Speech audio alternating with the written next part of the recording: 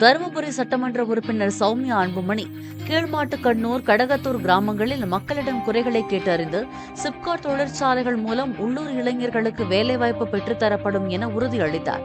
சட்டமன்றத்தில் தான் பேசிய பிறகே பல இடங்களில் சந்துகளில் இருந்த டாஸ்மாக் கடைகள் மூடப்பட்டதாகவும், தருமபுரிக்கான காவிரி உபரிநீர் திட்டத்தை மத்திய அரசு நிதி மூலம் நிறைவேற்ற முயற்சிக்கப்படும் என்றும் அவர் தெரிவித்தார்.